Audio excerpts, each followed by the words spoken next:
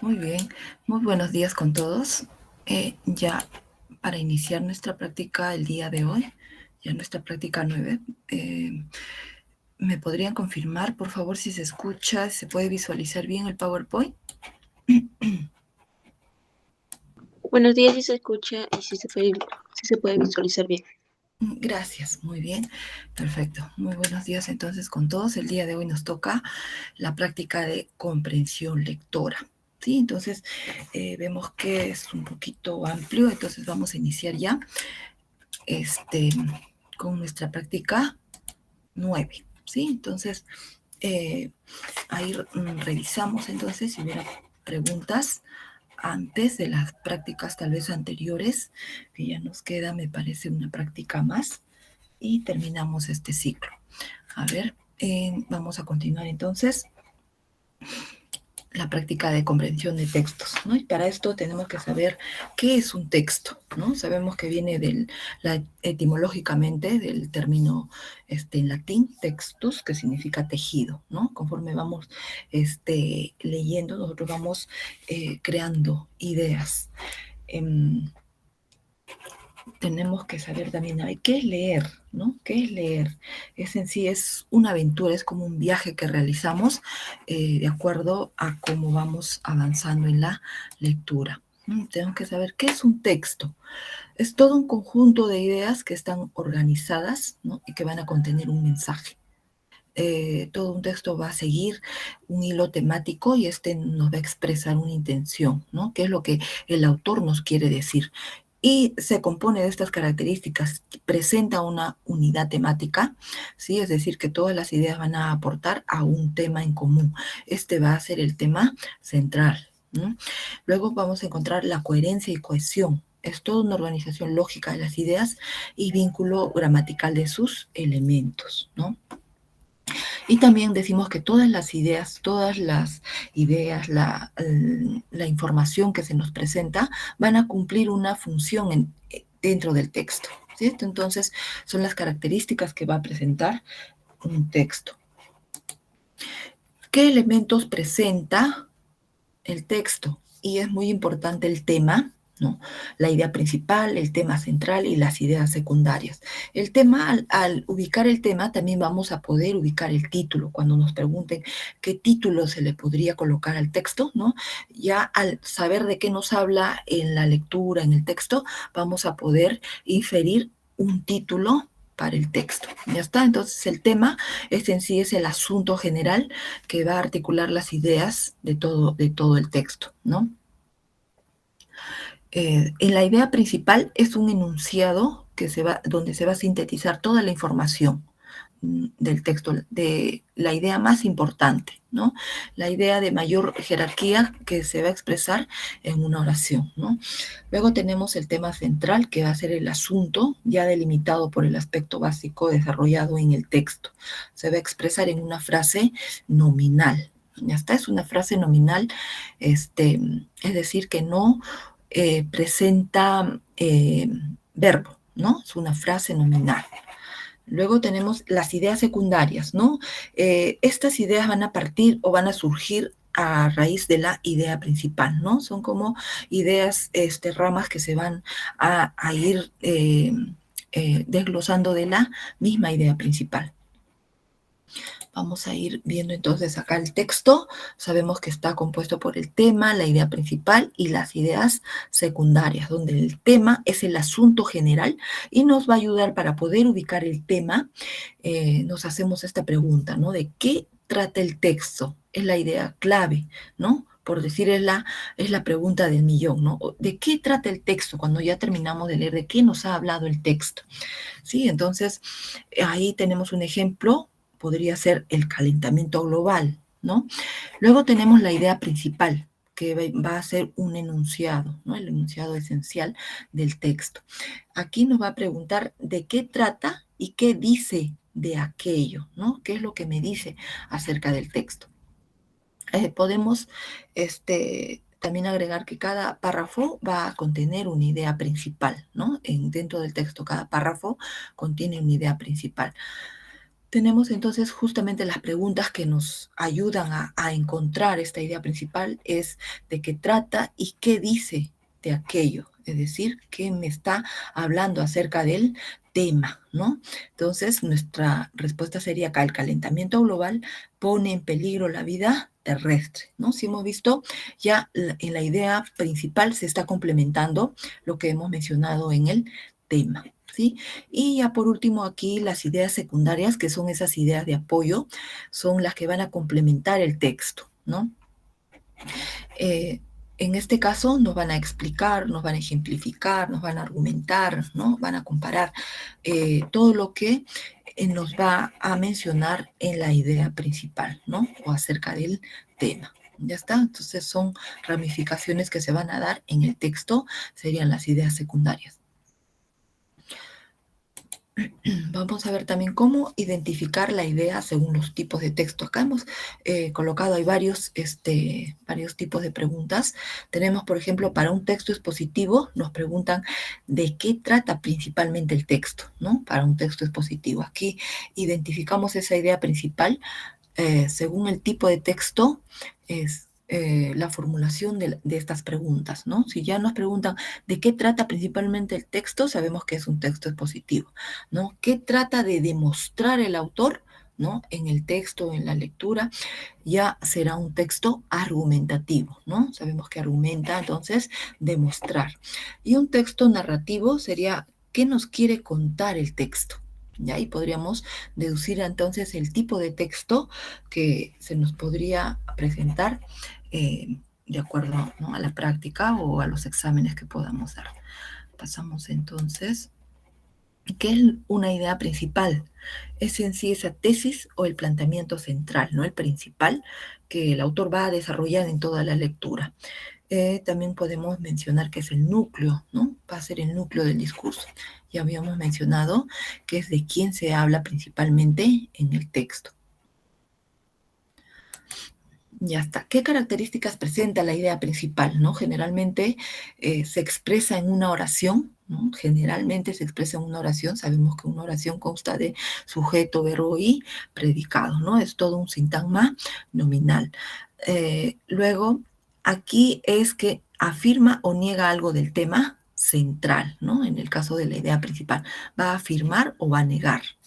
Y también podemos decir que no expresa datos secundarios, ¿no? Es decir, todo se basa en ideas principales. ¿De qué forma nos preguntan por la idea principal, ¿no? La idea medular, ¿no? ¿Cuál es la idea medular del texto? O el texto trata fundamentalmente sobre, o principalmente el autor sostiene que, y también nos pueden mencionar, señala la tesis del autor, ¿no? En este caso nos están preguntando sobre la idea principal, ¿no? Son preguntas que nos pueden tal vez mencionar. Cuando nos hagan este tipo de preguntas, es que nos están preguntando por la idea principal. ¿Ya está?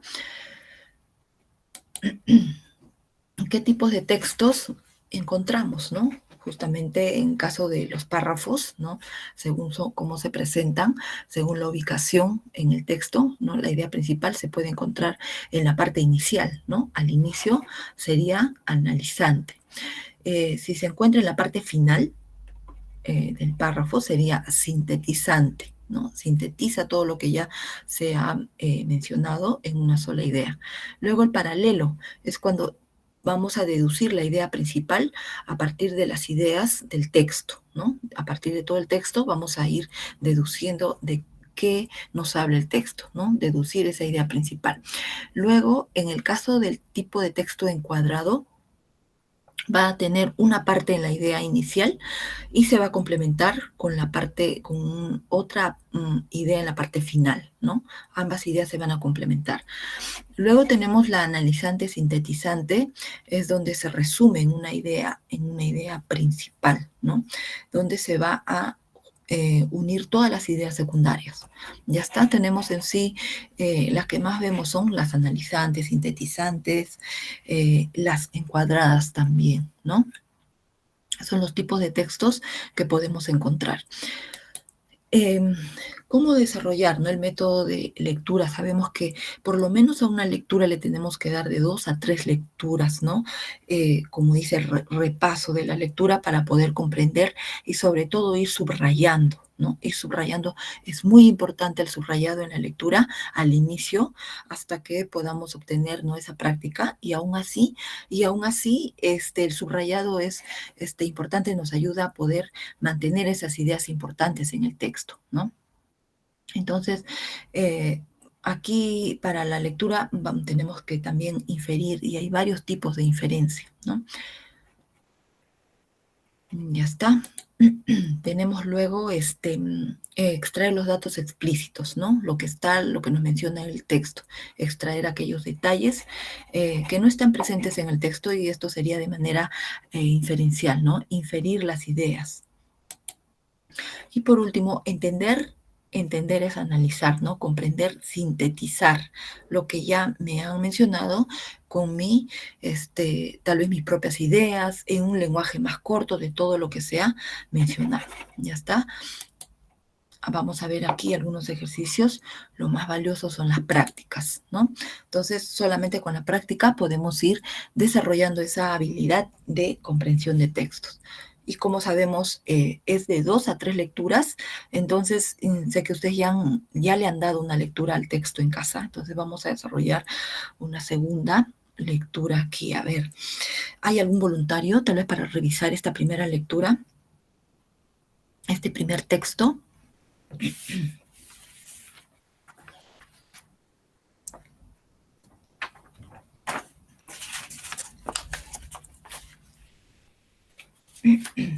A ver.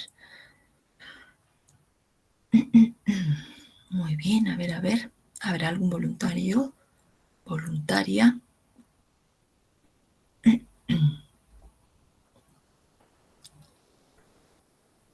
A ver, nadie que me pueda ayudar con el texto.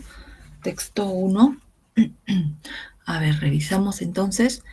Nos dice, a ver, en la parte superior del Cerro del Olimpo se realizaban los festines de los dioses griegos. El manjar era la ambrosía, un fruto amargo de una planta de hojas amarillas, pero que para el caso era divino Hebe, la diosa de la juventud.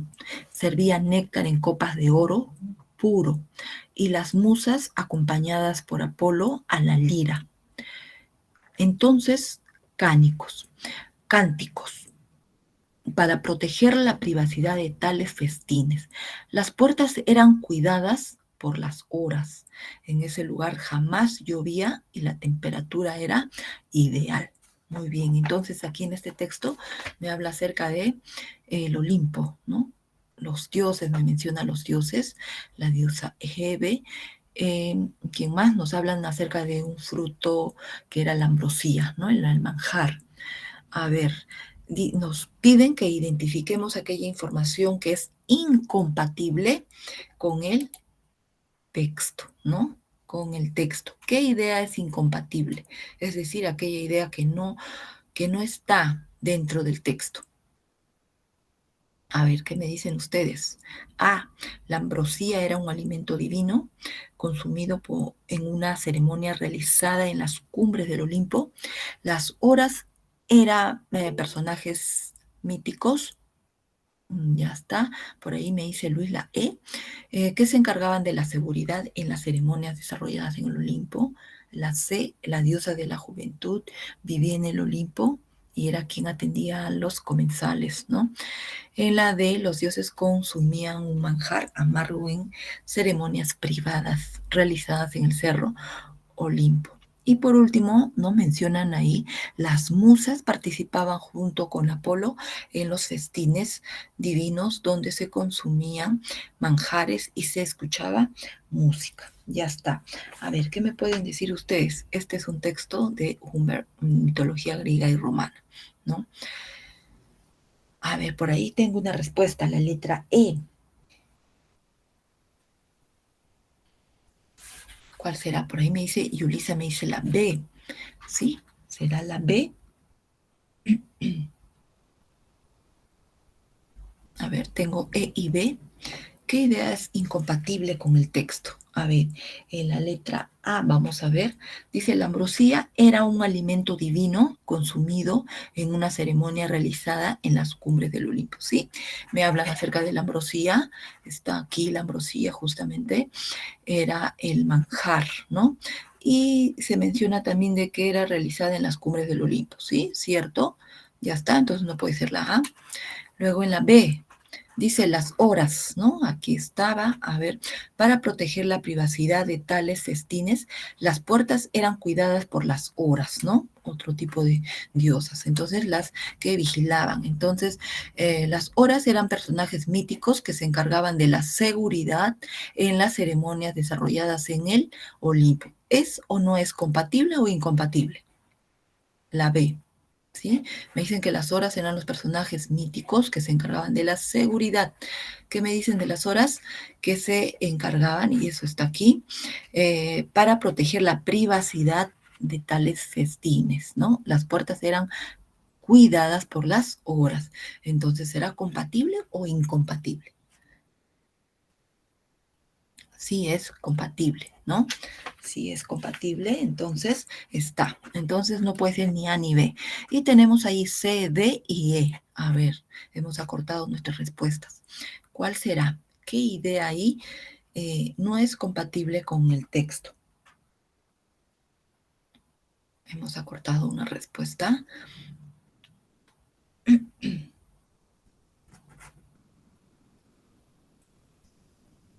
A ver, ¿alguna otro voluntario? Voluntarios. La C me dice Luis. Luis me dice la C. A ver, ¿alguien más? Dos respuestas más, a ver, dos respuestas más que tal vez coincidan o tal vez no. Octavio me dice la C, Luis me dice la C. A ver, ¿alguien más? A ver, ¿alguien más? ¿Algún voluntario más? Tengo dos C. Por ahí alguien me dijo la E, porque la B ya fue descartada. Sí, la B fue descartada, entonces por ahí me mencionaron E. Dos C. ¿Alguien más?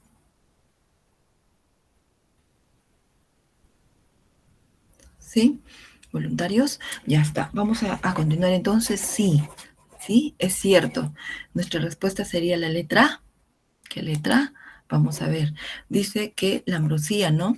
Eh, para el caso era divino Hebe, ¿no? La diosa de la juventud servía néctar en copas de oro puro y las musas, acompañadas por Apolo a la lira, entonaban cánticos, ¿no? Entonces ahí dicen que eran, eran la diosa de la juventud, servía néctar.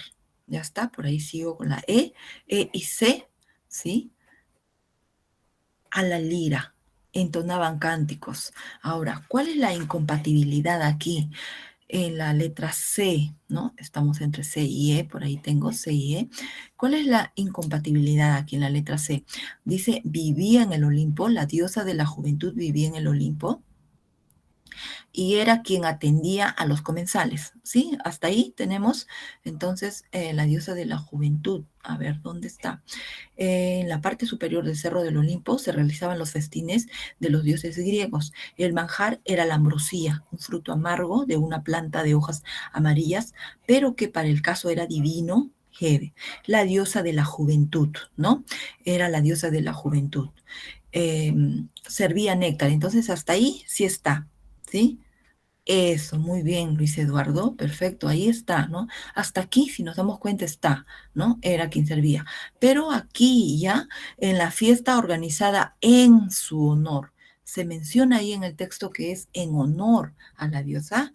Muy bien, por ahí, perfecto. Entonces, ya descartamos. Acá en la E sí me dicen que las musas participaban junto con Apolo, sí, eso sí está, participaban acompañadas por Apolo, ¿no? En los festines divinos donde se consumían manjares y se escuchaba música. Sí, claro que sí, todo esto está. Entonces, la idea incompatible sería la letra C. Muy bien, perfecto. Ya está. Pasamos entonces, a ver, al texto 2. Ahí, a ver, un voluntario que me ayude con el texto, a ver, para ir revisando. Voluntarios.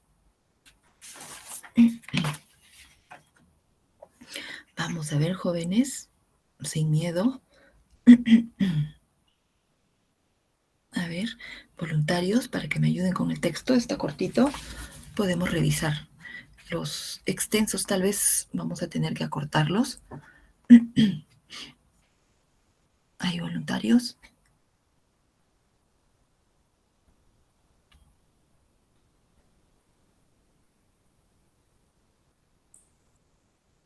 A ver, algún voluntario por ahí. Tal vez Luis, aquí más vi. Octavio, Yulisa.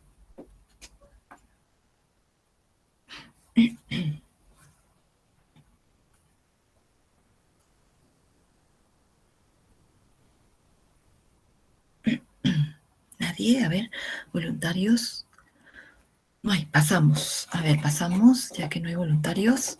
Vamos a pasar porque si no nos vamos a demorar mucho. A ver, texto 2. El remedio contra el cambio y la extinción es la recurrencia. El pasado es un tiempo que reaparece y que nos espera al fin de cada ciclo. El pasado es una edad venidera. A ver, así el futuro nos ofrece una doble imagen. Es el fin de los tiempos y es su recomienzo. Es la degradación del pasado arquetipo y es su resurrección. El fin del ciclo es la restauración del pasado original y el comienzo de la inevitable degradación, ¿no? De Octavio Paz, Los hijos de Lim, ¿no? Es un fragmento de la obra de Octavio Paz. A ver, ¿qué nos pregunta? La tesis que se sustenta en el texto es, acá nos están preguntando por la idea principal, ¿no? La idea principal del texto. A ver, ¿cuál será la tesis que va a sustentar el texto?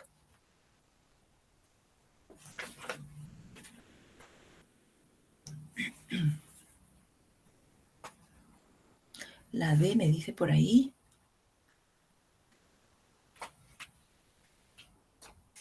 A ver, ahí me dice la letra D.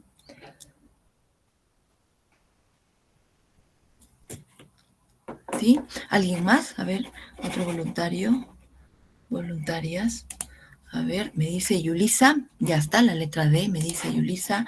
A ver, ¿alguien más?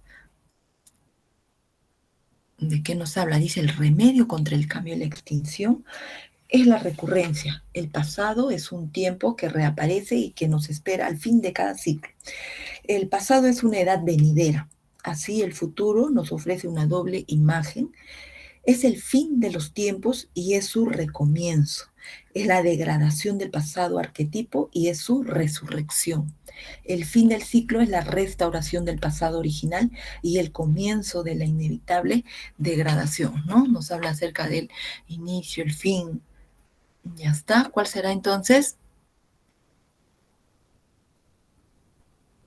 El inicio, el fin. Por ahí tengo una respuesta. ¿Alguien más? A ver, por ahí, alguien más. A ver qué nos dicen ustedes. ¿Será? ¿No será? Sí, claro que sí, ¿no? Muy bien, punto por ahí para su compañera que nos dio la respuesta. Fue, creo, a ver, y Yulisa, Luis, ya está, muy bien, también Luis, tengo ahí la respuesta, perfecto, D, ¿no? Nos habla acerca de la visión del tiempo, permite afrontar el problema del cambio y la extinción. Muy bien, en el texto 3, a ver, vamos a ver, ¿habrá voluntarios? Voluntarios para el texto 3. El texto 3 nos menciona acerca de la obra de Charles Dickens y David Copperfield.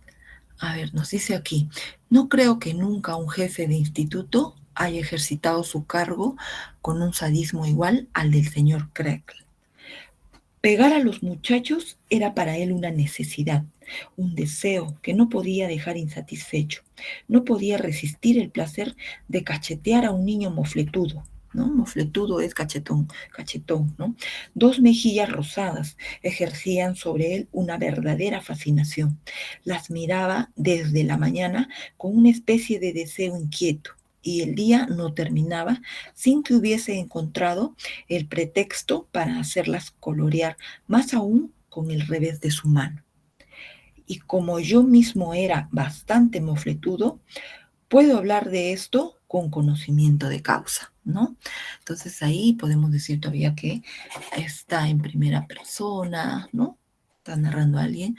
Y pasamos aquí de Charles Dickens y David Copperfield, ¿no? Y tenemos ahí una pregunta.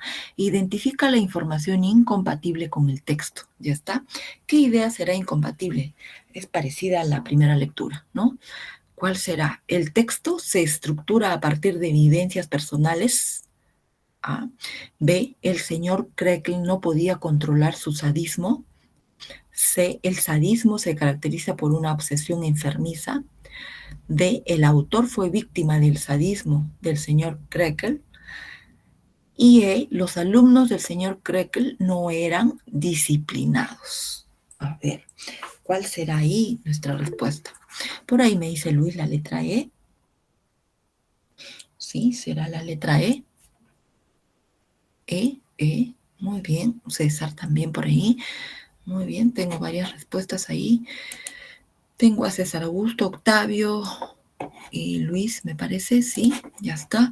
Tenemos entonces, sí, que era al decir que, y como yo mismo era bastante mofletudo, y al inicio del texto nos indican de que el señor cree que él no perdía, ¿no? No perdía el placer de cachetear a un niño mofletudo, y él mismo dice que era mofletudo. Entonces ya ahí nos da la idea, ¿no? La idea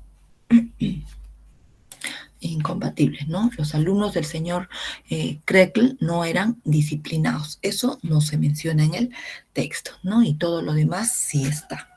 Ya está, entonces la letra E. Muy bien. Pasamos entonces ahora sí a nuestra práctica. A ver, pasamos con el texto 1. A ver, ¿habrá voluntarios aquí? A ver, voluntarios para revisar el texto 1.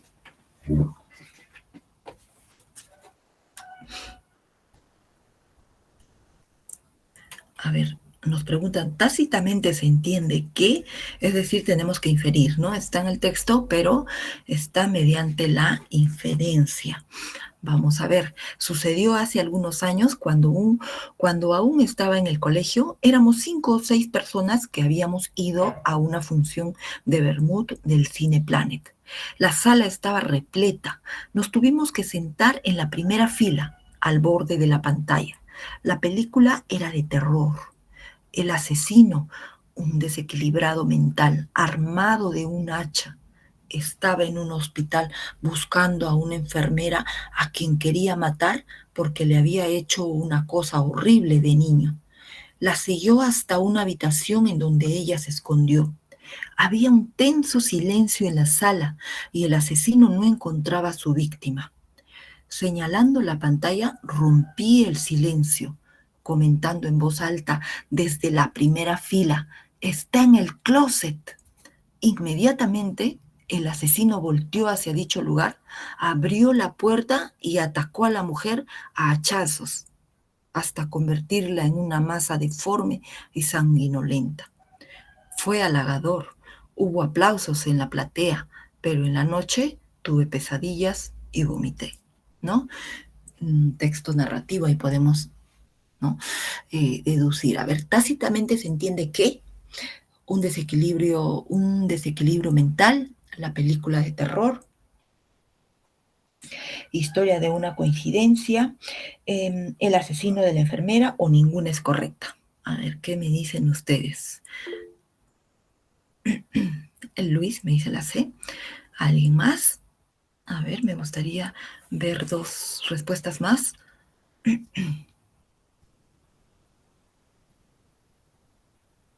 A ver, ¿alguien más? Es un texto narrativo muy interesante, ¿no? ¿A quién no le ha pasado alguna vez que hablamos y pareciera que el programa que estamos viendo nos respondiese, ¿no? ¿Qué podríamos decir? Que es algo, que es algo que se da, algo que siempre se da. No, ¿no? Entonces, sí, esta historia sería de una coincidencia. ¿Ya está? Entonces la letra C, muy bien, una coincidencia. Pasamos al siguiente, a ver, me parece que tenemos una pregunta más aquí.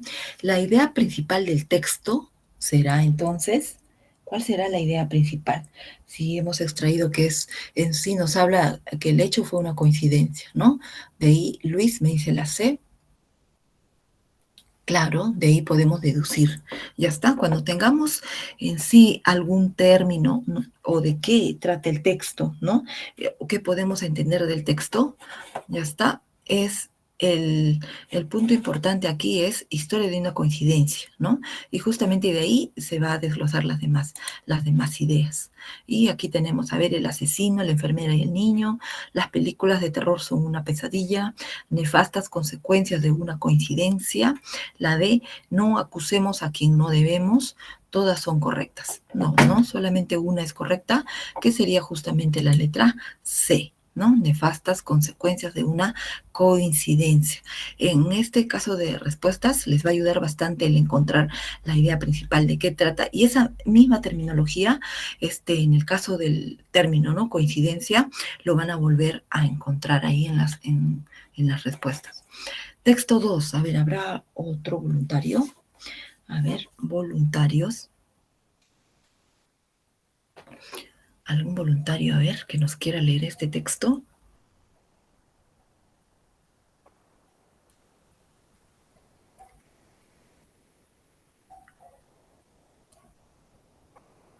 A ver, ¿nadie?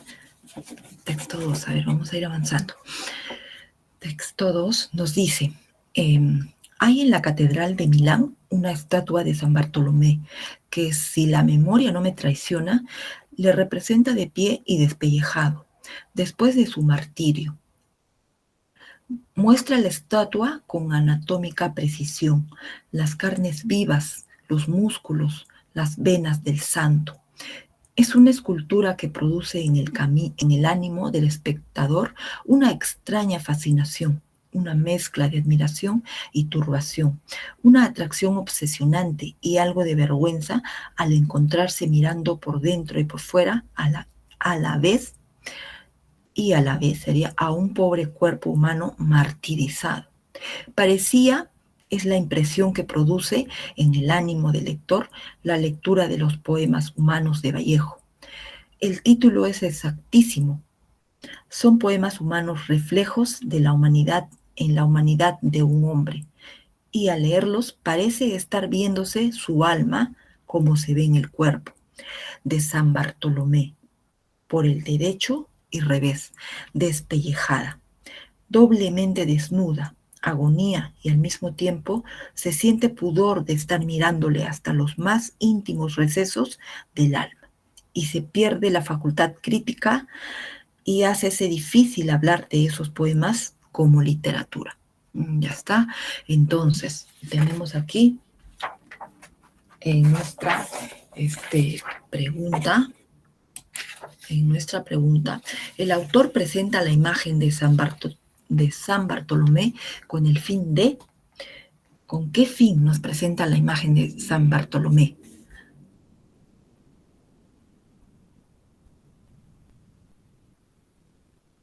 A ver, por ahí me dice Luis Lavé. Ya. ¿Alguien más? A ver, ¿alguien más? Tratemos de dar nuestras respuestas y así vamos a ir nosotros también ir practicando, ¿no? Ir viendo para ver si estamos bien en nuestro análisis, ¿sí? Vamos a ir autoevaluándonos conforme al avance de la práctica. A ver, ¿qué más? Por ahí tengo la B. Ya está. En esta práctica no hay evaluaciones, así es que todos podemos participar. Todos podemos participar, no hay evaluaciones, no hay notas, pero sí nos podemos autoevaluar e ir trabajando lo que es la comprensión. A ver, el autor presenta la imagen de San Bartolomé con el fin de... Tengo una respuesta que es la letra B. ¿Alguien más?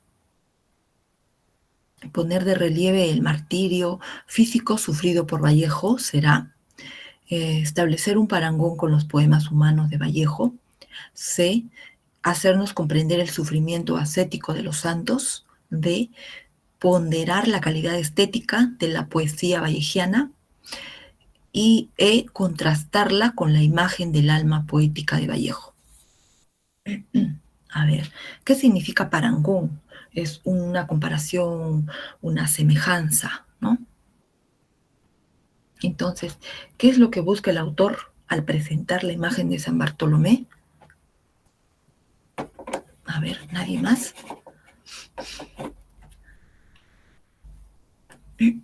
¿Nadie más? A ver, tengo ahí solamente a respuesta de Luis. ¿Sí, Luis? Muy bien, a ver. ¿Cuál será nuestra respuesta? La letra B, ¿sí?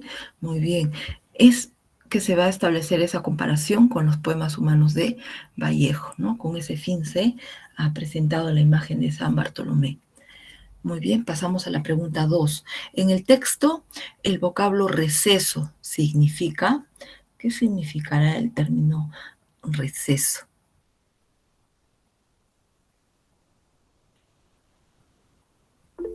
A ver, ahí me dicen que es interior. Y Yulisa me dice que es suspensión. A ver, por ahí. Suspensión interior. César me dice la B, suspensión. Ya está. Receso me dicen, ¿no? El término receso. Vamos a ver dónde ubicamos el término receso. Acá, a ver. Es una escultura. A ver si me ayudan a ubicar el término. ¿En qué parte está? Ya, y al mismo tiempo, ¿sí? Y al mismo tiempo, por ahí me dicen, se siente pudor de estar mirándole hasta los más. A ver. Párrafos aquí.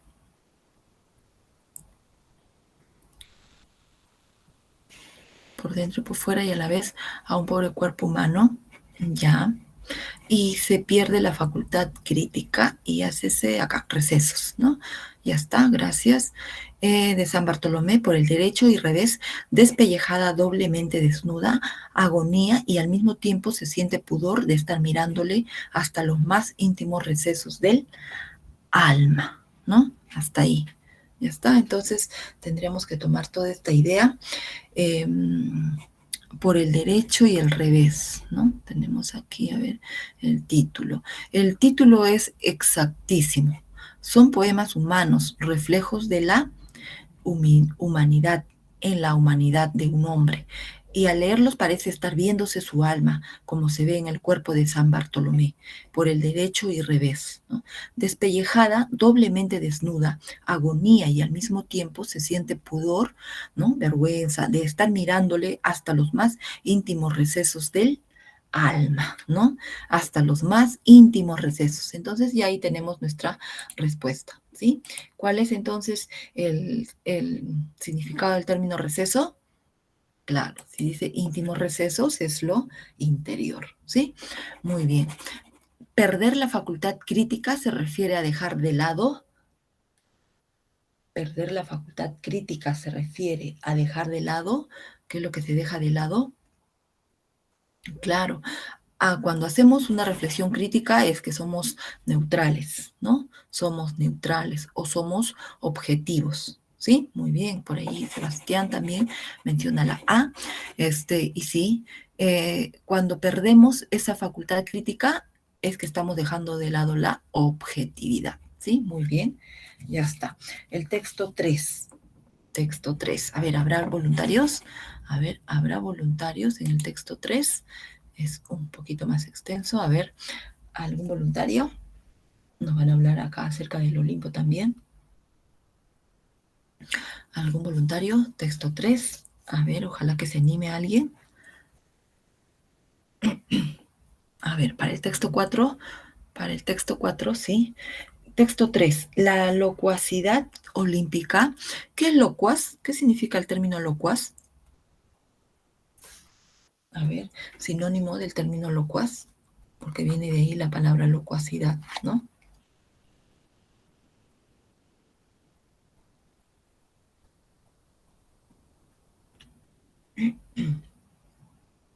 ¿Qué significa locuacidad? Ya está. ¿Nadie?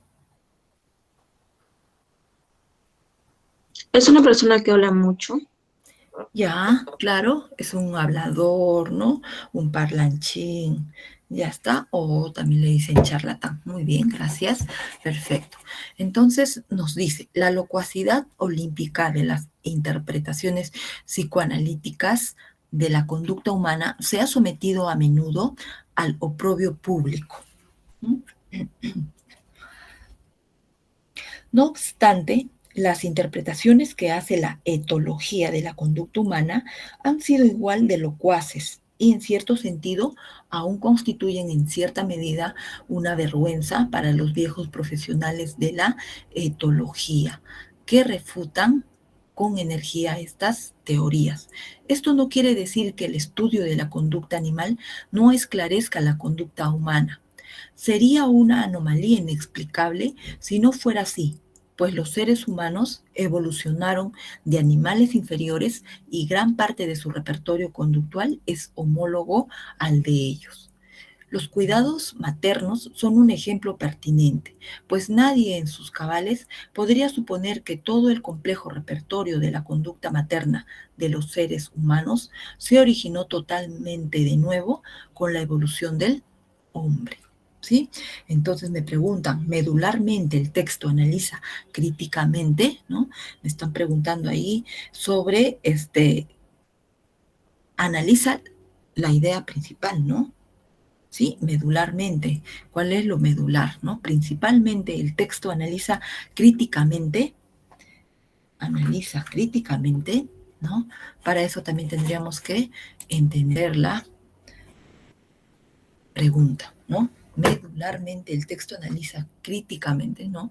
¿Qué es lo que el texto en esencia analiza críticamente, ¿no? Es decir, objetivamente, sin tomar lugar por ningún lado, ¿no? Sino es crítico, es objetivo.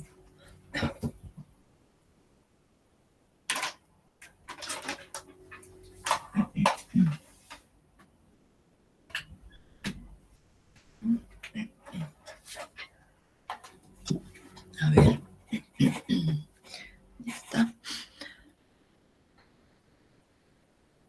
¿Cuál será? El origen animal de la compleja conducta materna, la génesis de las explicaciones psicoanalíticas, la explicación social del comportamiento humano, la conducta agresiva y tribal de los seres humanos, ciertas interpretaciones etológicas de la conducta humana. Ya está, entonces, ¿qué es lo que analiza medularmente el autor?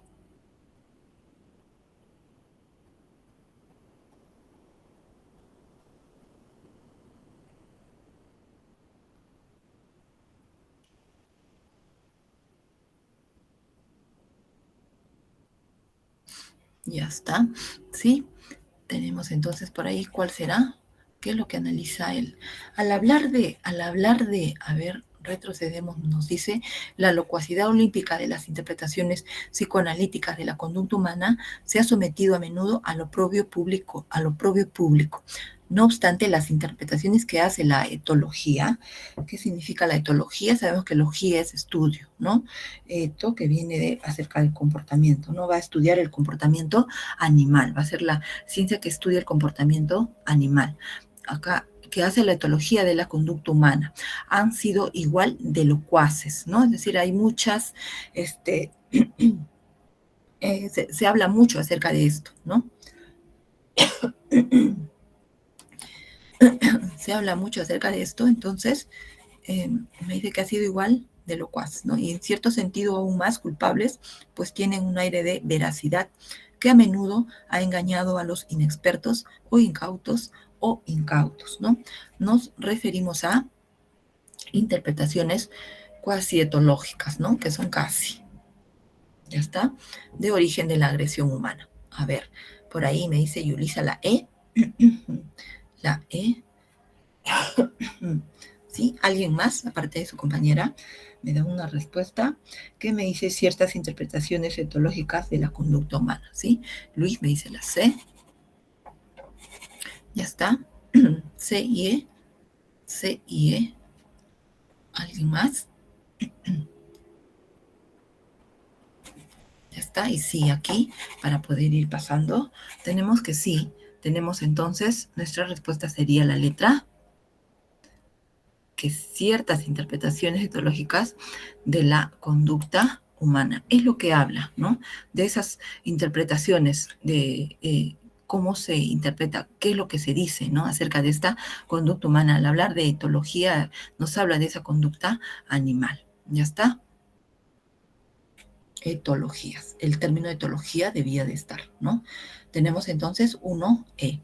En la número 2, en relación a la tesis que sostiene el origen animal de la agresión y el tribalismo, el autor ¿qué hace el autor?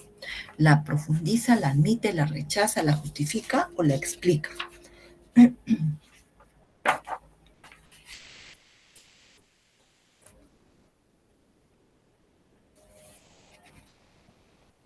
¿Cuál será?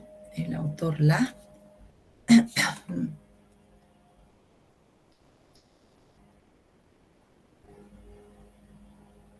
¿Cuál será el tribalismo? Vamos a ir avanzando acá.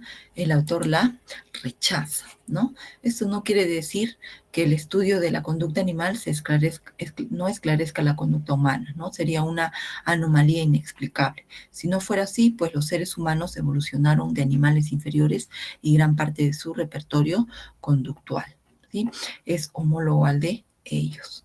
Ya está, entonces, en lo que es acá, interpretaciones cuasi etiológica del origen de la agresión humana, tribalismo y posesividad territorial, ¿no?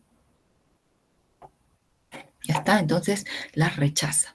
Pasamos a la pregunta 3. La palabra oprobio significa en el texto, ¿qué significará?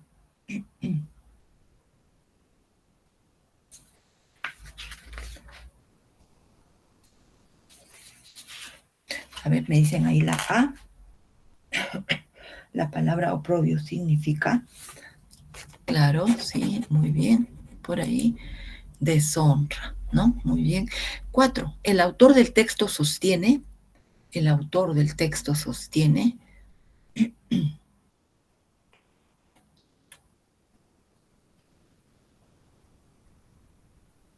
es lo que va a sostener en el texto?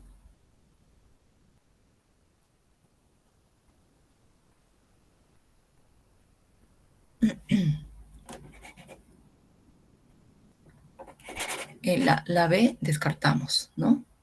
La B descartamos, ya está. Luis me dice la E, ya está, podría ser. Descartamos la B, por ahí Yulisa también la E, ya está. ¿Alguien más? A ver, ¿alguien más? ¿Otra respuesta más? Luis, Yulisa me dicen la E. Descartamos ahí la B descartamos. La positiva aceptación de la teoría psicoanalítica. ¿Cuál más descartamos? La verdad de las interpretaciones cuasi etológicas también se descarta. Y sí, por ahí sería nuestra respuesta. Sostiene la homología, ¿no?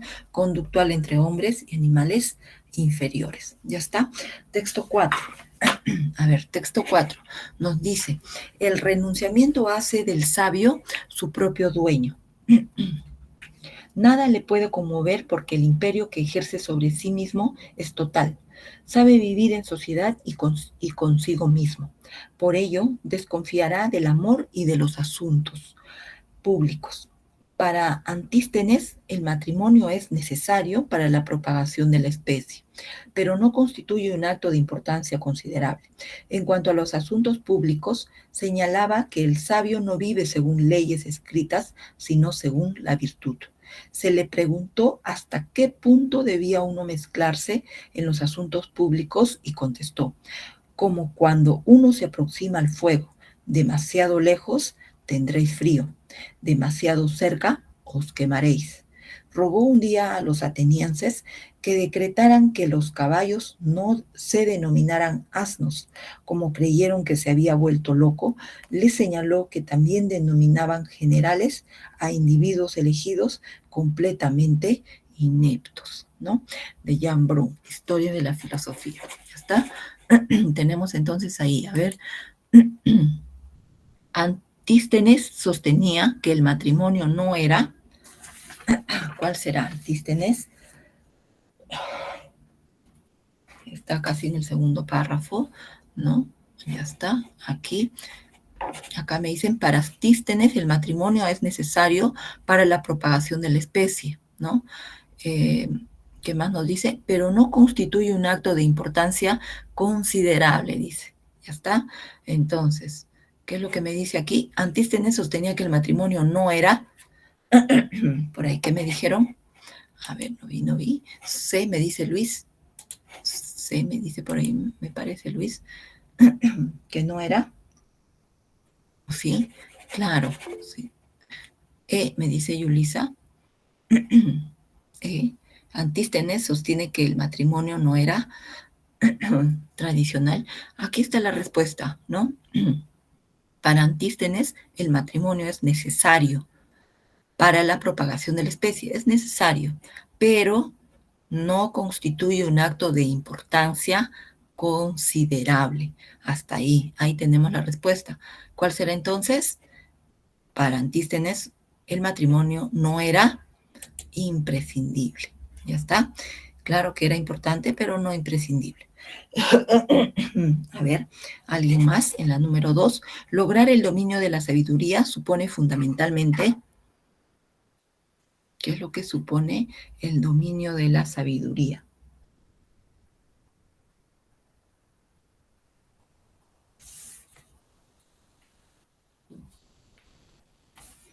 Voluntarios, número 2. Ya está. La B, me dicen por ahí.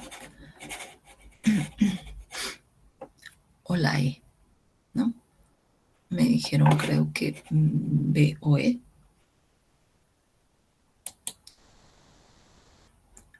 B o E. Ya está. Podría ser B o E.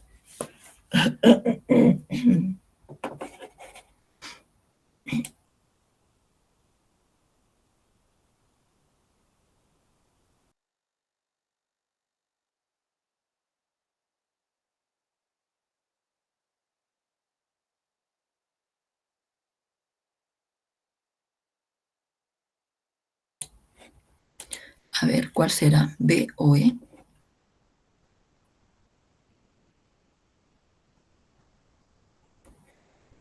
Por ahí me dijeron B, ¿sí? Lograr el dominio de la sabiduría supone fundamentalmente...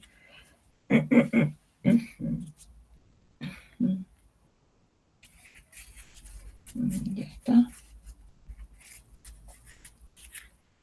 ¿Dónde nos habla acerca del dominio de la sabiduría?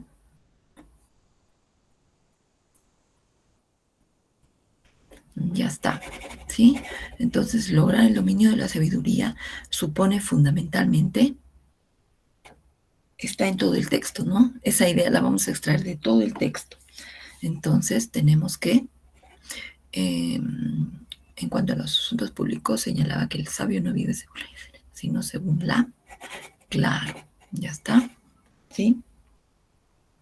Ahí está, entonces sería orientarse sobre la base de principios morales. Ya está en todo el texto, ¿no? Ahí teníamos entonces nuestra respuesta. Acá, que, a ver, a los asuntos públicos señalaba que el sabio no vive según leyes escritas, sino según la virtud. Ya está. Entonces teníamos ahí imprescindible y orientarse sobre la base de principios morales. En la pregunta 3, en el fragmento se recomienda que el sabio, a ver, según el texto, que el sabio, ¿cuál será aquí? No debe desentenderse de la política. Claro, muy bien. El sabio no debe desentenderse de la política. Y en la 4, la ironía de Antístenes apuntaba ¿a qué apuntaba la ironía, no? De Antístenes. A ver, a hacer notar la incapacidad de las autoridades, ¿no? Cuando dicen que rogó un día a los atenienses que decretaran que los caballos se denominaran asnos, como creyeron que se había vuelto loco, le señaló que también denominaban generales a individuos elegidos completamente ineptos, ¿no? Entonces iba dirigido a las autoridades. ¿Ya está? Entonces 4E. Y la última pregunta acá, 5. ¿Qué disciplinas se relacionan con el contenido del texto? ¿Qué disciplina? Por ahí me dice Luis Labé. La sociología y la política. ¿Sí? Está la política, claro, porque me habla de política, ya está. Política debe estar. ¿Cuál más tendría que estar? ¿Qué disciplina? La D me dice por ahí, ética, política, filosofía. D, ya, D, claro, ¿sí? Muy bien. Política, filosofía también hay, ¿no? Se filosofa en cuanto a las diversas ideas. Y tenemos también a la ética, ¿no?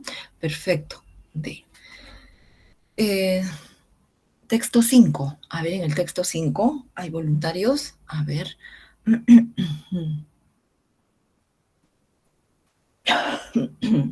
Texto 5. Hablamos de la lectura. La lectura es una confrontación crítica con el material y con las ideas del autor. Los libros, más aún los buenos libros, no contienen un mensaje unidireccional, sino que producen significaciones múltiples. Planteo esta cuestión porque la primera fase es biológica. La escuela enseña a leer, a comprender un contenido expresado en signos gráficos y el niño se siente poderoso. ¿Qué suele pasar después? Llega nefasta, la lectura obligatoria, la que conviene, la impuesta por la formación y la información. Se le pide al niño que entienda y explique un tipo de lectura que no desea explicar, en lugar de compartir con él la lectura obligatoria que sí entiende y disfruta, la que expande lo imaginario. Se le obliga a destripar el texto antes de que lo vivencie en su conjunto, en lugar de abordarlo como un territorio atractivo. Se le convierte en un artefacto para practicar la gramática y la ortografía, en lugar de guiarlo para entrar en él. Se le ofrecen formas de salir del texto. En este nivel, el profesor no debería ser un transmisor de saberes, sino un impulsor, ¿no? De Silvia Coja. Disfrutar la lectura. A ver, nos preguntan acerca de cómo es se compara estos dos tipos de lectura, ¿no? La pregunta que sintetiza el contenido del texto es, a ver, ¿qué pregunta nos puede sintetizar todo el texto? ¿Qué importancia tiene la lectura? ¿Cómo se capta el mensaje de un texto? La C me dice por ahí. ¿De qué manera se fomenta la lectura? ¿Qué significa transmitir saberes? ¿O cómo relacionan lectura y gramática? Bueno, de gramática no se habla, ¿no? Y tiene que ver más con la lectura. ¿Qué importancia tiene la lectura? Me hablará acerca de la importancia. ¿Cómo se capta el mensaje de un texto? Tampoco. Puede ser C o D. ¿De qué manera se fomenta la lectura? ¿Qué significa transmitir saberes? ¿No? Entonces, sí, ahí perfecto. Teníamos nuestra respuesta. ¿De qué manera se fomenta la lectura? ¿No? Que no es mediante lecturas obligadas u obligatorias. Ya está. ¿Qué elemento debe considerar un auténtico docente? A ver, ¿qué elemento debe considerar un auténtico docente? La letra, Luis me dice la D, ¿alguien más? La E, la perseverancia, motivación, perseverancia. Elemento que se debe de considerar. Tiene que ir relacionado a fomentar la lectura, ¿no? Tiene que ir relacionado a fomentar la lectura. Ya por ahí me puedo guiar, ¿sí? ¿Cómo puedo fomentar la lectura? Motivando, ¿no? Muy bien, motivando. Debo motivar para que se sienta interesado o atraído por tal o cual lectura. ¿Ya está? 3. Si partimos asumiendo que el maestro es un transmisor de saberes, entonces los estudiantes adquirirán el hábito de lectura, no estaríamos estimulando la práctica de la lectura. C, a ver aquí, me parece que me comí algunas respuestas. C, solo se podría interpretar un texto de modo parcial. D, se estaría descuidando la función formativa. O E, el estudiante solo aprendería ortografía y gramática. ¿Qué me dicen ustedes? A ver, ¿qué me dicen ustedes? La E me dicen, la E me dice Luis. La E. Si partimos asumiendo que el maestro es un transmisor de saberes, ¿no? Es el que transmite, transmisor de saberes, y está en la última línea. En este nivel, el profesor no debería ser un transmisor de saberes, sino un impulsor, ¿no? Entonces, no debería ser el de transmitir, sino el de impulsar. Entonces, si es que se le considera como un transmisor, ¿cuál sería entonces?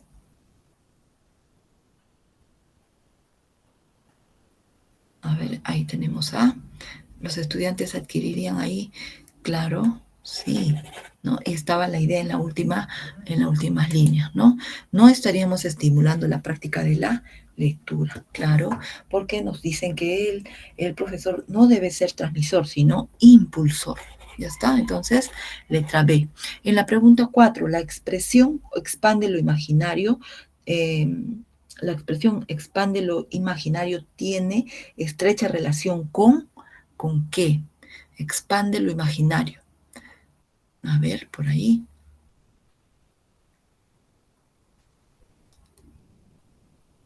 A ver, ¿cuál será?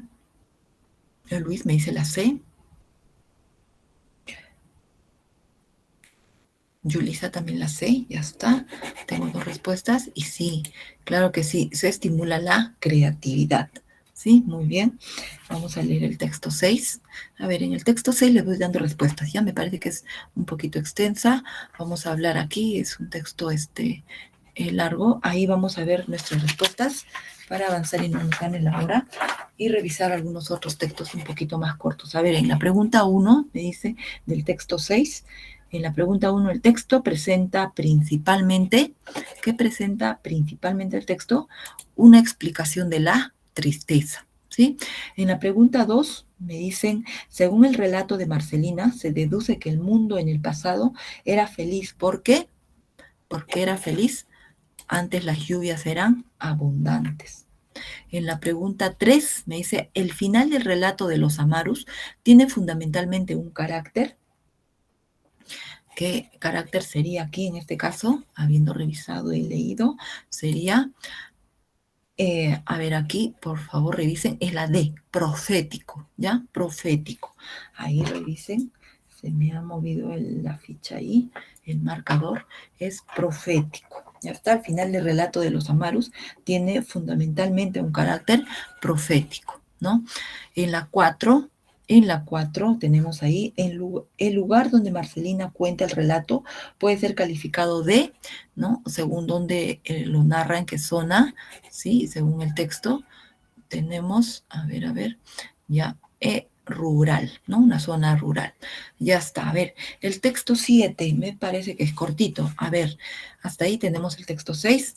El texto 7 me dice, Nayeli siempre soñó ser feliz al casarse por la iglesia, con un vestido blanco. Soñaba además que ella y su novio leerían una promesa escrita por ellos mismos, antes de que el sacerdote les diera la bendición. Ayer Nayeli se casó con su novio, a quien ama profundamente, pero la ceremonia solo fue civil y no tendrán una boda religiosa, pese a lo cual Nayeli se encuentra muy feliz. ¿Ya está? A ver, ¿qué nos preguntan? ¿Cuál es la paradoja que plantea el texto anterior? A ver, ¿cuál me dicen ustedes? ¿Cuál es la paradoja, ¿no? Según el texto. En la primera idea nos menciona que Nayeli siempre soñó, ¿no? Es su sueño casarse por la iglesia con un vestido blanco, es lo que sueña. Ya está.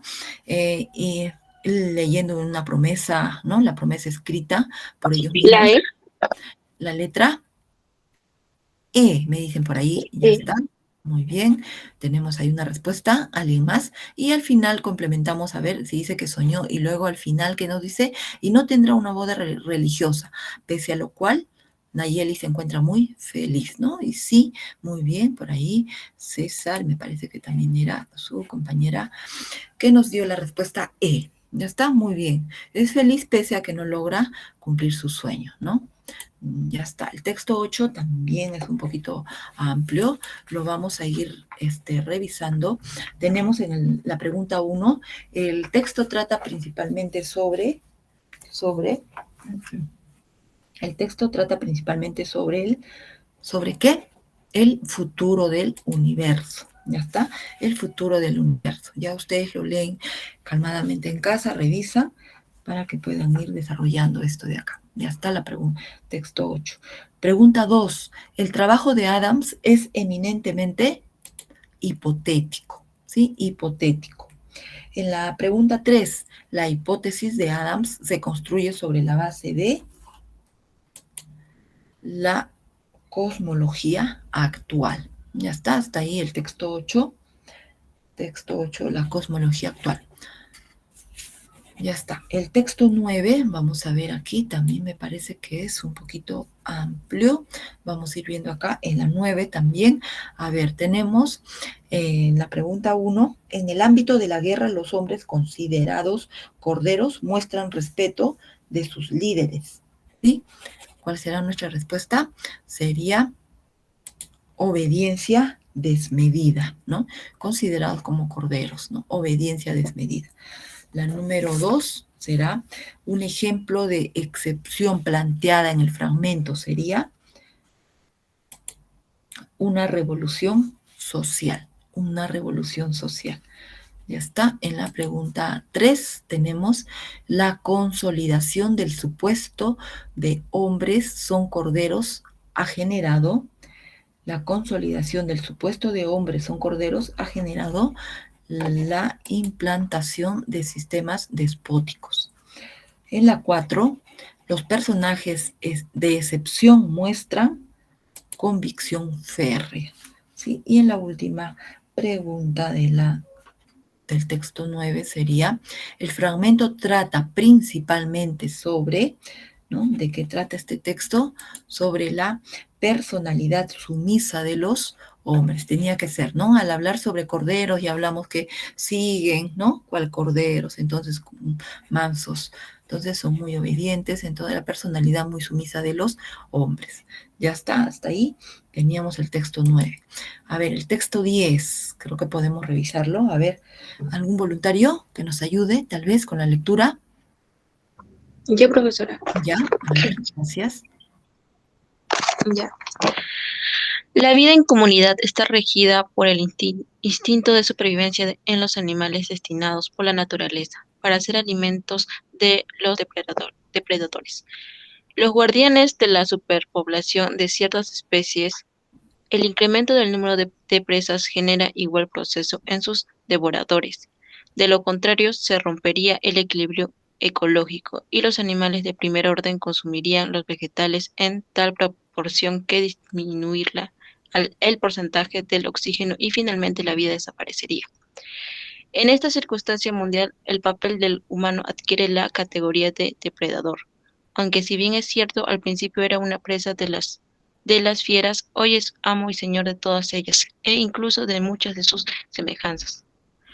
Pero su capacidad intelectual le permite percatarse del hecho y se preocupa por salir del círculo en el círculo que él ha creado, y se siente como una araña atrapada en su propia telaraña. No obstante, podemos encontrar tres tipos de humanos: los indiferentes, los agresores y los defensores de la supervivencia. Gracias, muy bien. Ya está, perfecto. Ruth, creo que era Ruth, gracias. Perfecto. Tenemos entonces aquí la pregunta. Al autor del texto le preocuparía, según lo insinúa en la lectura, ¿qué es lo que le preocuparía al autor? ¿Y qué nos habla? La vida en comunidad está regida por el instinto de supervivencia, ¿no? En los animales destinados por la naturaleza para ser alimentos de los depredadores. ¿Ya está? Entonces, ¿qué es lo que le preocuparía al autor? La tierra sea destruida por el hombre, la humanidad desaparezca por falta de oxígeno, por ahí me dicen la D, Luis, los depredadores murieran por insuficiencia de oxígeno y presas, D, la humanidad no pueda cumplir eficientemente con su función de depredador, o el hombre deje de vivir en comunidad. ¿Cuál será ahí? A ver, por ahí me dice, a ver, ¿a quién tenía ahí? A Luis me decía la D, ya está, tengo ahí la D. ¿Qué es lo que le preocuparía al autor?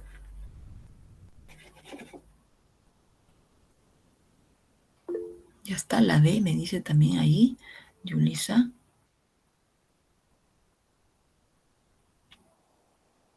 La D, ¿qué nos dice la D? La humanidad no pueda cumplir eficientemente con su función de depredador. ¿Me dicen eso? A ver, ahí nos dice, por la naturaleza, para ser alimentos de los depredadores, los guardianes de la supervivencia de ciertas especies. El incremento de número de presas genera igual proceso en sus devoradores. De lo contrario, se rompería el equilibrio ecológico y los animales de primer orden consumirían los vegetales en tal proporción que disminuirían el porcentaje de oxígeno y finalmente la vida desaparecería. ¿A causa de qué desaparecería la vida entonces? ¿A causa de qué? ¿La falta de qué? De, ahí está la idea. En esta circunstancia mundial, el papel del humano adquiere la categoría de depredador, ¿no? El exceso de tal vez de sobrepoblación, que van a consumir demasiado los vegetales y sabemos que las plantas nos dan a nosotros oxígeno, ¿no? Entonces, en esta circunstancia mundial, el papel del humano adquiere la categoría de depredador, ¿no? Aunque si bien es cierto, al principio era una presa de las fieras, hoy es amo y señor de todas ellas e incluso de muchos de sus semejantes, ¿no? Pero su capacidad intelectual le permite percatarse del hecho y se preocupa por salir del círculo que él ha creado y se siente como una araña atrapada, ¿no? Entonces aquí ya se complementa, serían ideas secundarias, ¿no? Entonces, ¿cuál es lo esencial en el texto? ¿Qué es lo que le preocupa al autor? ¿Qué es lo que le preocuparía al autor? La humanidad no puede cumplir eficientemente con su función de depredador, el hombre deje de vivir en comunidad, la tierra sea destruida por el hombre o la humanidad desaparezca por falta de oxígeno. Los depredadores murieran por insuficiencia de oxígeno y presas. ¿Cuál será? A ver, ¿qué me dicen ustedes?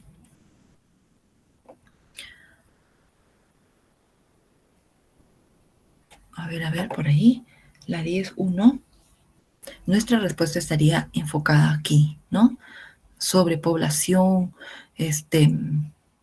¿qué más? El consumo de todos lo que son, habría un desequilibrio ecológico, ¿no? Porque dice se rompería el equilibrio ecológico, ¿sí? Entonces, sí, nuestra respuesta sería que al autor le preocuparía que a ver acá, por favor revisen, se me ha movido, es la letra B, ¿ya? La humanidad desaparezca por falta de oxígeno, ¿sí? La humanidad desaparezca por falta de oxígeno. Esta fichita se nos ha movido. Por favor, marquen la letra B, ¿sí? La letra B. La humanidad desaparezca por falta de oxígeno. Y la respuesta está aquí justamente, ¿no? Casi al medio del texto. ¿Ya está? La letra B. Pasamos entonces a la número 2. En la número 2, el autor encuentra en los depredadores, ¿qué es lo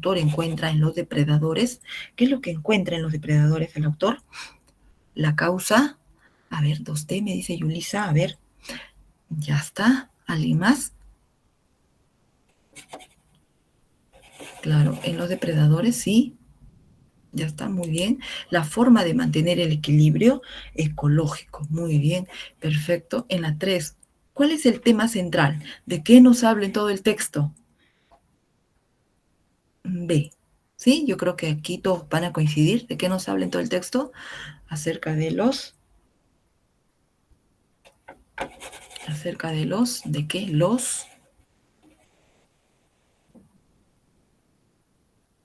¿De qué nos habla en todo el texto?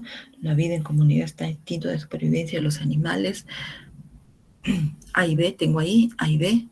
Claro, los depredadores, ¿no? ¿De qué habla? Acerca de los depredadores. Y la número 4, sería, según su criterio, la vida sobre la Tierra dependería de, a ver, ¿cuál será? ¿De qué dependería? Según el criterio del autor, ¿no? La vida sobre la Tierra dependería de, según menciona el autor, ¿de qué dependería la vida sobre la Tierra? A ver, C, me dicen que las presas se incrementen directamente proporcional a los depredadores. C, me indican por ahí.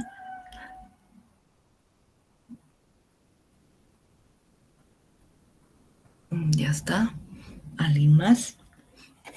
Sí, nos hablan acerca de...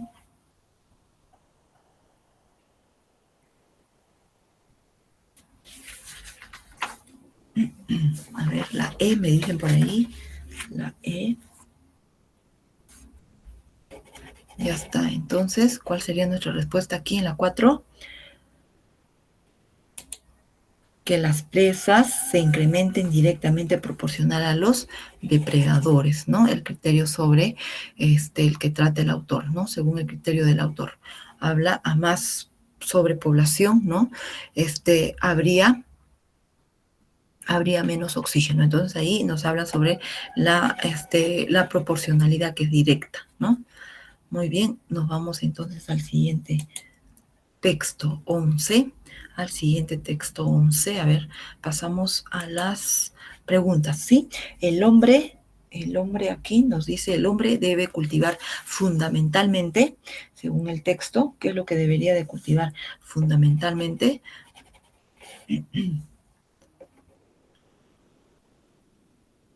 Una personalidad equilibrada, número 1, ya está.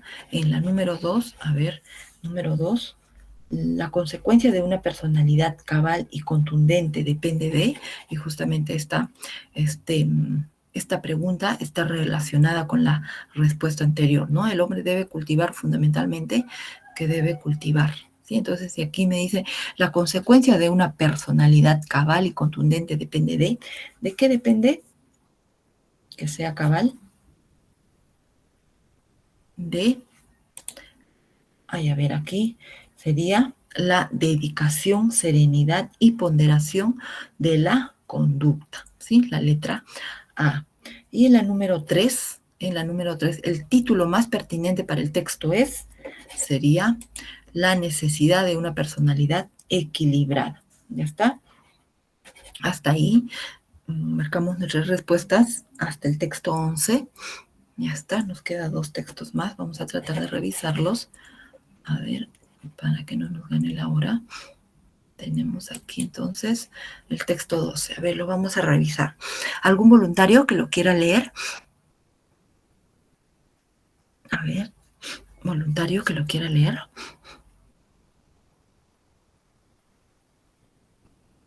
Ya está. Este es entonces un texto de George Orwell, ¿no? George Orwell. Vamos a ir entonces a ver a la lectura. Existe en el mundo 3 clases de personas, ¿no? Acá nos mencionan estas 3 clases de personas, los altos, los medianos y los bajos.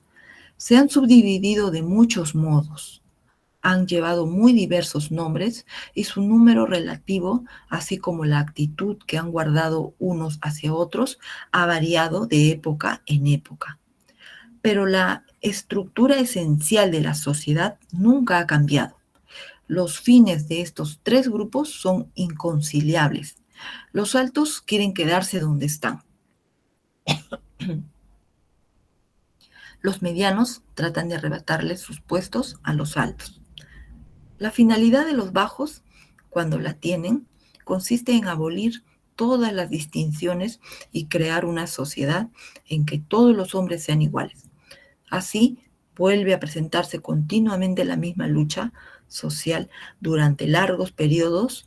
Parece que los altos se encuentran muy seguros en su poder, pero siempre llega un momento en que pierden la confianza en sí mismos o se debilita su capacidad para gobernar, o ambas cosas a la vez. Entonces son derrotados por los medianos, que llevan junto a ellos a los bajos, porque les han asegurado que ellos representan la libertad y la justicia. En cuanto logran sus objetivos, los medianos abandonan a los bajos y los relegan a su antigua posición de servidumbre, convirtiéndose ellos en los altos. ¿Ya está? Entonces, ¿de qué nos habla en este texto? Acerca de 3 clases, ¿no? Los altos, los medianos y los bajos. Los altos quieren estar siempre donde están, ¿no? Es decir, arriba. Los medianos saben que viene más abajo y los bajos, ya que sería la clase más humilde. Entonces, los que están abajo. Ahora me dicen que los que se unen para poder estar, ¿no? Subir o alcanzar, ¿no? O bajar a los altos son los medianos y los bajos, ¿no? ¿Y qué sucede cuando los medianos logran su propósito? ¿Sí? Los medianos logran su propósito. En cuanto logran sus objetivos, los medianos, ¿no?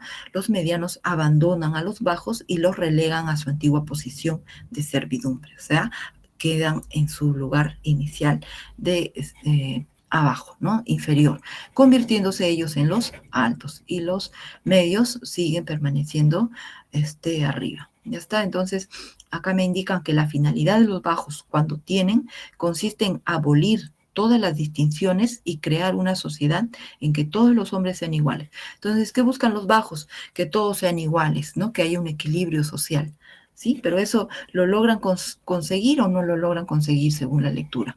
Logran conseguir los bajos, que todo sea equilibrado. Y luego tenemos acá y crear, en que todos los hombres sean iguales. Así vuelve a presentarse continuamente la misma lucha social, ¿no? Entonces, ¿qué quiere decir? Que vuelve a ser lo mismo a altos, medianos y bajos. Tenemos que ver entonces, ¿conseguirán los bajos igualar las clases? ¿Será? Vamos a ver nuestras preguntas. A lo largo de la historia en las civilizaciones no ha variado. ¿Qué es lo que no ha variado? El La C. progreso. La letra C, D, me dicen por ahí, Luis, D y C, D y C, D y C me dicen, ¿sí? D, ¿qué es la D? A ver, las luchas sociales, ¿sí? ¿Qué es lo que no ha variado según el texto? El mundo, me dicen, se han subdividido de muchos modos. Ha llevado muy diversos nombres y su número relativo, así como la actitud que han guardado unos hacia otros, ha variado de época en época. Pero la estructura esencial de la sociedad nunca ha cambiado. Y ahí tenemos nuestra respuesta. ¿Cuál es? La letra C, ¿sí? La estructura de la sociedad. Número 2, la finalidad de la clase menos favorecida es, a ver, ¿cuál es la clase menos favorecida? ¿Y cuál es la finalidad de ellos? La E. La E, ¿ya está? Por ahí. A ver, la letra E, ¿alguien más? ¿Alguien más? ¿Otro voluntario? A ver, sabemos que los menos favorecidos son los bajos, ¿no? Y ellos que buscan justamente instaurar la justicia social. Muy bien. 3. Se deduce que el fin principal de las dos clases en ventaja es, ¿cuáles son las dos clases en ventaja? Los altos y los medianos, ¿no? ¿Cuál es el fin La D. principal? A ver, por ahí. Ejercer dominio sobre nosotros. La letra E o la B, creo que Sí. escuché. La E. D. Ejercer D, dominio D, sobre D, la nosotros. D, ejercer dominio sobre los otros, ¿sí? Ya está, muy bien. Sí, D, muy bien. César también ahí está. Perfecto. Ejercer dominio sobre los otros. Es lo que buscan ellos, ¿no? Estar siempre arriba. Ya está. Del fragmento se deduce que la igualdad humana es... ¿Qué podemos deducir? ¿Es una realidad? ¿Es una posibilidad? ¿Es una falacia? ¿Una prerrogativa? ¿O una utopía? ¿Cómo será la igualdad humana? ¿Será una? ¿Se podrá dar esa igualdad que buscan los bajos? A ver por ahí. ¿Quién me dijo? Realidad, posibilidad, podría ser, dice, sería posibilidad. Una falacia, que sería una mentira, no un engaño. Una prerrogativa o una utopía. Ya está, entonces aquí sería una utopía, ¿no? Porque nos dice que regresa otra vez el ciclo, los altos arriba, los medianos siempre también debajo de los altos y los bajos están siempre al final, ¿no? Entonces es una utopía que, según el círculo vicioso que se da, según la estructura de la sociedad, sigue, ¿no? Sigue. Entonces no se sabe si en algún momento se va a dar. La 5, los bajos en la lucha por sus objetivos, a ver, por ahí me dicen la 5A, ¿sí? Eso. ¿Qué buscan los bajos? Que haya equilibrio social. Pero ¿qué sucede? Son traicionados por los medianos. Muy bien, perfecto, porque cuando los medianos logran sus objetivos, los abandonan, ¿no? Muy bien, 5. Ya está. En la 13, a ver, vamos a ver, es un poquito más extenso. En la 13, a ver, en la 13 ahí, vamos a leer, a ver, la 14 es un poquito más corta, vamos a ir revisando, entonces, en la 13, a ver, nos habla acerca de la filosofía, como todos los demás estudios, aspira primordialmente al conocimiento. El conocimiento a que aspira es aquella clase de conocimiento que nos da la unidad y el sistema del cuerpo de las ciencias y el que resulta del examen crítico del fundamento de nuestras convicciones, prejuicios y creencias. Pero no se puede sostener que la filosofía haya obtenido un éxito realmente grande en su intento de proporcionar una respuesta concreta a estas cuestiones. Si preguntamos a un hombre de ciencia qué conjunto de verdades concretas ha sido establecido por su ciencia, tus respuestas durarán tanto tiempo como estás dispuesto a escuchar. Pero si le hacemos la misma pregunta a un filósofo y este es sincero, tendrá que confesar que su estudio no ha llegado a resultados positivos, comparables a los de otras ciencias. Verdad es que esto se explica por el hecho de que desde el momento en que se hace posible el conocimiento preciso sobre una materia cualquiera, esta materia deja de ser denominada filosofía y se convierte en una ciencia separada. Así, por ejemplo, todo el estudio del espacio que pertenece hoy a la astronomía antiguamente estaba incluido en la filosofía. Ya está, entonces tenemos, ¿cuál es la aspiración del filósofo? ¿Cuál será la aspiración del filósofo?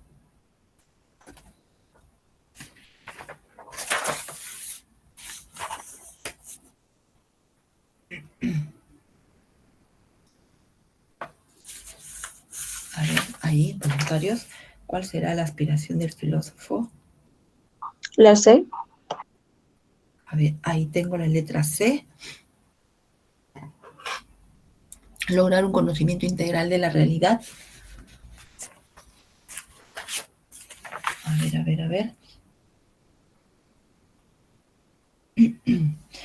¿Cuál es la aspiración del filósofo? ¿No? Tengo ahí la letra C. La letra D es descubrir el conocimiento del universo infinito. La E es la demostración crítica de la verdad universal, ¿no? Ahí nos faltó la letra D y E. Pero, a ver, ahí tengo una respuesta. ¿Será? Vamos a ver. Sí, lograr un conocimiento integral de la realidad, la C. En la número 2, vamos a ver. La filosofía no ha logrado su cometido. ¿Por qué?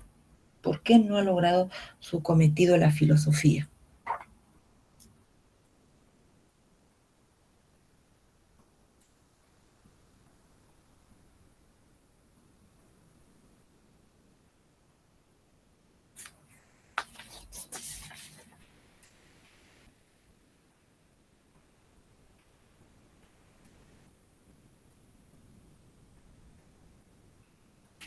A ver, ¿alguien por ahí? ¿Nadie? Ya está, vamos a ver entonces en la número 2 sería las materias que trata suelen convertirse en ciencia, ¿no? Y eso justamente es lo que nos menciona casi al final del texto. En la número 3, ¿qué ha sucedido con los problemas que son susceptibles de una respuesta precisa? ¿Qué ha sucedido? Han pasado a formar parte de las disciplinas científicas, ¿no? Han pasado a formar parte de las disciplinas científicas. En la número 4, a ver, las cuestiones que no aceptan una solución específica constituyen, ¿qué constituyen?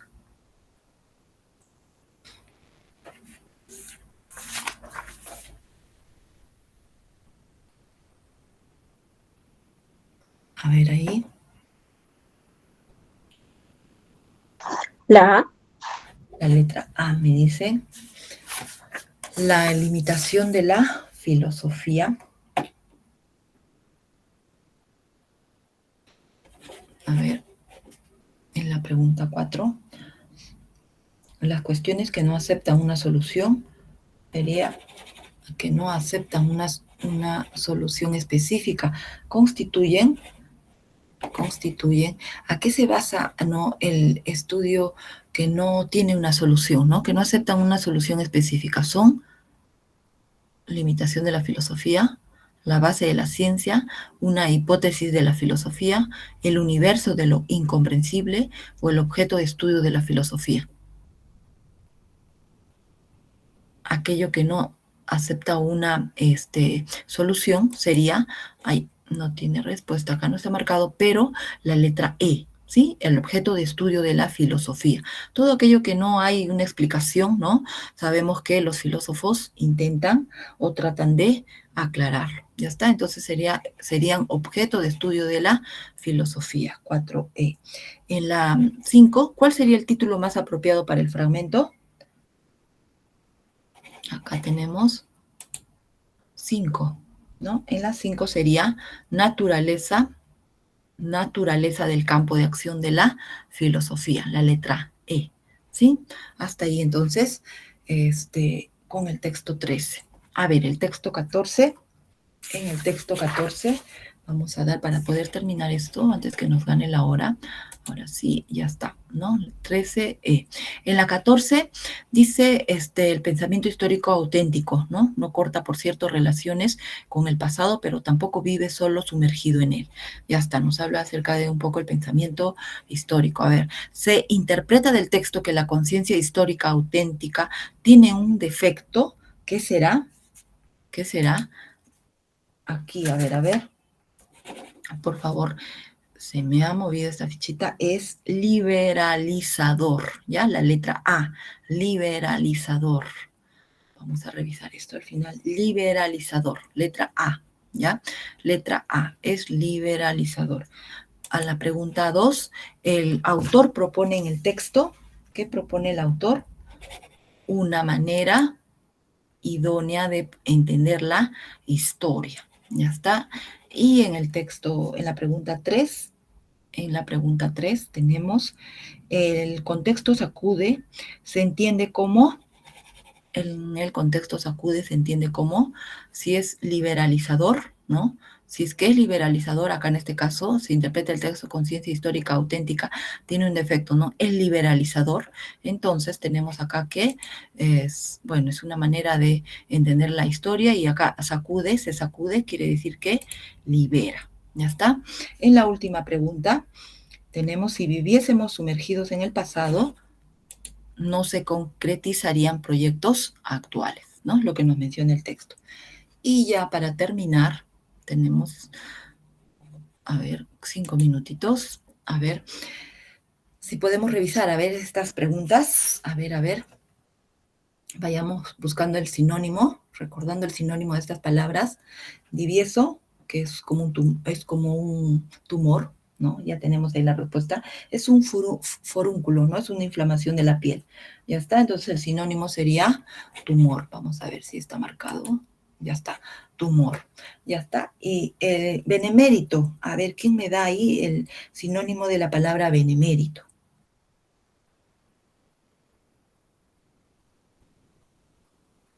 ¿Cuál será? Indigno, digno, abyecto, perverso, reliquia. ¿No? Un benemérito es alguien que merece el premio, ¿no? La B. La letra B me dice indigno, ¿sí? Perfecto, digno. En la 3, acicate. A ver, ¿qué será acicate?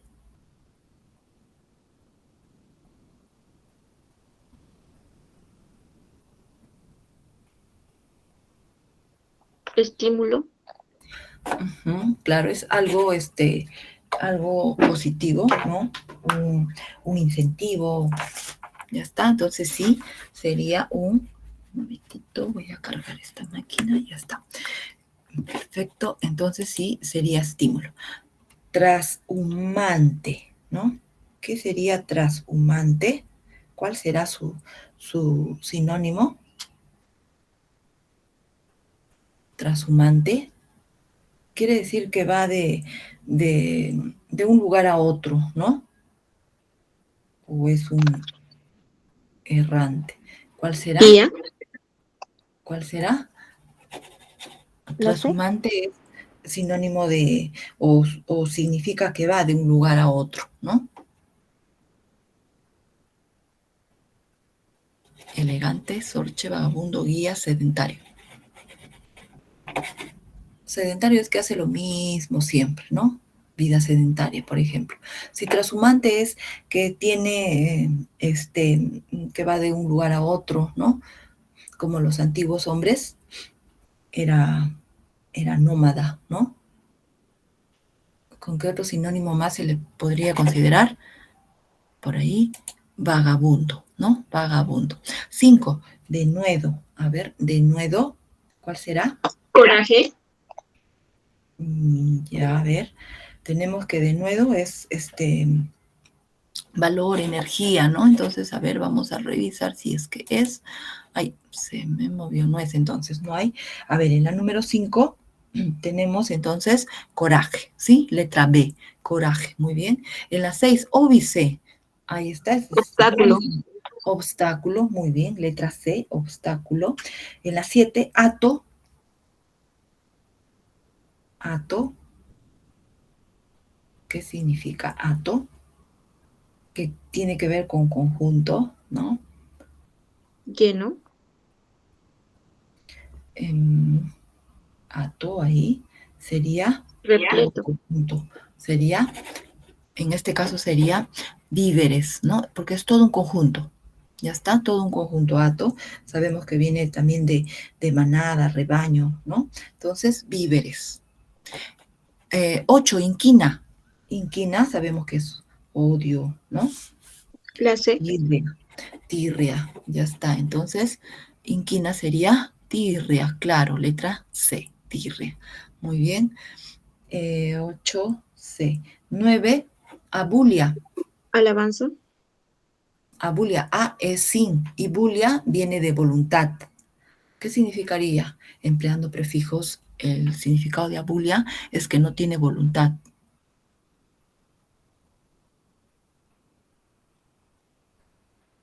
Y tiene prefijo, ¿no? Deja nada. En este caso, a ver,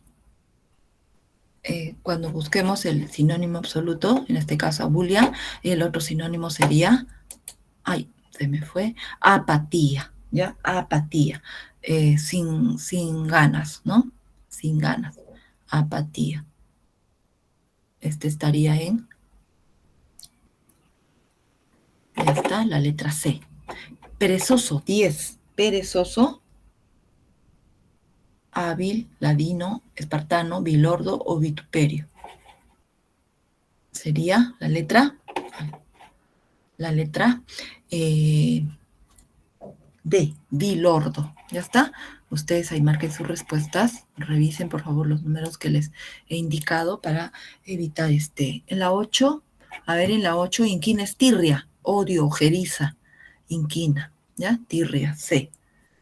Ya está, muy bien, jóvenes, terminamos nuestra práctica 9. En la 7 es víveres, ¿ya? En la 7 es víveres.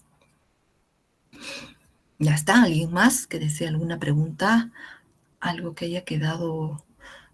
Ya está todo bien, me parece. Muy bien, jóvenes. Ahí nos quedamos entonces. Que tengan buen fin de semana. Y ya nos encontramos la siguiente semana, este sábado ya me parece con la práctica 10, ¿no? No sé, creo que es la última práctica. Ya está. Nos vemos entonces. Si es que no hay ninguna pregunta, nos quedamos ahí. Perfecto. Hasta luego, profesor.